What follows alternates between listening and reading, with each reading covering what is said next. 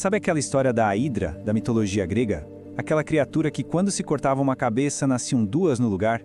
O que isso tem a ver com sucesso nos dias de hoje? Bom, na verdade, tudo. A resposta está num conceito simplesmente revolucionário de Nassim Nicholas Taleb. E é isso que a gente vai desvendar aqui, o antifrágil. Pensa só, e se o caos, o estresse, a incerteza, e se tudo isso que a gente tenta evitar a todo custo não fosse o inimigo, e se na verdade fosse o combustível para o crescimento? É uma ideia bem radical, né? Mas essa pergunta é a chave para a gente entender a fundo o que está por vir. Se eu perguntar qual é o oposto de frágil, a primeira coisa que vem à cabeça é robusto, certo? Faz todo sentido. Só que o Taleb mostra que isso é um baita engano. Pensa bem, o robusto, ele só aguenta o tranco, ele resiste ao choque e fica na mesma. O verdadeiro oposto é outra coisa. É algo que não só aguenta, mas que melhora com o choque, que se beneficia do impacto.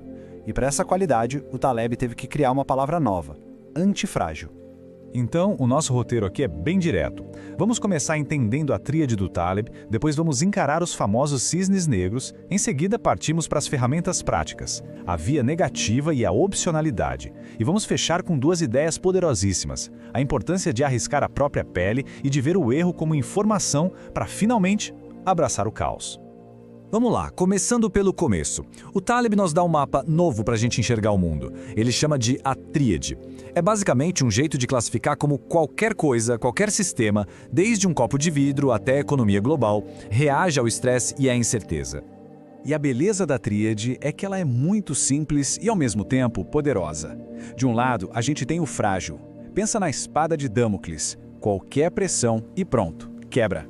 No meio está o robusto, que resiste, aguenta firme, mas continua o mesmo. E na outra ponta, a estrela do show, o antifrágil. É a Hidra. Quanto mais apanha, mais forte fica. O que é ser frágil, então? Bom, é depender de um mundo perfeito, calmo, previsível. O frágil precisa que tudo, absolutamente tudo, saia como planejado. Qualquer surpresinha, qualquer desvio do roteiro causa um estrago enorme. Um exemplo? Uma carreira que depende de uma única fonte de renda. É a definição da fragilidade. Agora, o robusto. Ser robusto é bom, claro que é. É aguentar a tempestade sem quebrar. É aquela ponte que não cai, sabe? Mas, e aqui está o pulo do gato, a robustez é neutra. Ela não aprende com o caos, não evolui com a pressão. Ela só sobrevive. E aí, a gente chega na grande virada de chave, o antifrágil. Ele não tem medo da incerteza, pelo contrário, ele se alimenta dela. O nosso sistema imunológico é um exemplo perfeito, ele fica mais forte quando é exposto a desafios. Ou pensa num empreendedor de verdade, que usa cada falha de mercado para aprender e mudar de rota. O antifrágil ama a aleatoriedade. Ok, mas por que tudo isso importa tanto? Simples, porque o mundo real não é moldado pelo que a gente prevê. Ele é moldado por eventos raros, de impacto gigantesco. Eventos que o Taleb deu um nome que ficou famoso, cisnes negros. Essa frase do Taleb é matadora. A gente gasta uma energia enorme tentando entender e prever o normal. Só que a história, o que realmente muda o jogo, vem do inesperado. Crises financeiras, a internet, pandemias. O que realmente importa é justamente o que nenhum modelo de previsão consegue enxergar. E para ilustrar isso, a analogia do peru é simplesmente genial. Imagina um peru. Durante 1000 dias ele é alimentado, cuidado, a vida é boa. Cada dia que passa, a confiança dele no dono só aumenta. No dia 1001, a confiança dele está no auge. E esse dia é a véspera do feriado de Ação de Graças. De repente, o inesperado acontece. Para o peru, o passado foi uma armadilha.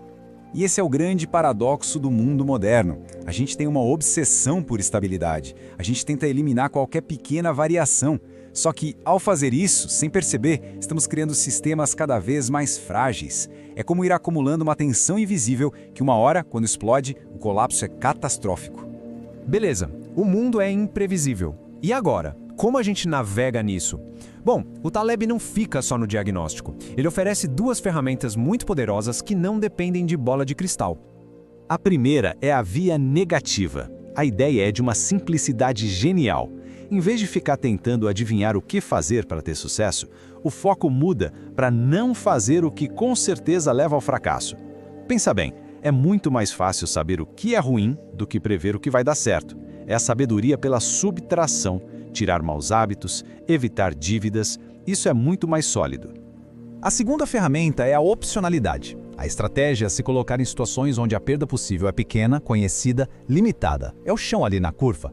Mas o ganho potencial, esse é gigante, ilimitado. Essa simetria é a chave. Com ela, não é preciso acertar sempre para ter um resultado espetacular. E o mais legal é que, com a opcionalidade, a volatilidade vira sua amiga. Pense no investidor de risco. Ele coloca um pouquinho de dinheiro em um monte de startups. Ele já sabe que a maioria vai quebrar. Essa é a perda limitada dele. Mas se uma delas virar um sucesso estrondoso, ela paga por todo o resto e ainda sobra muito. A incerteza, nesse caso, é o que aumenta a chance desse ganho absurdo acontecer.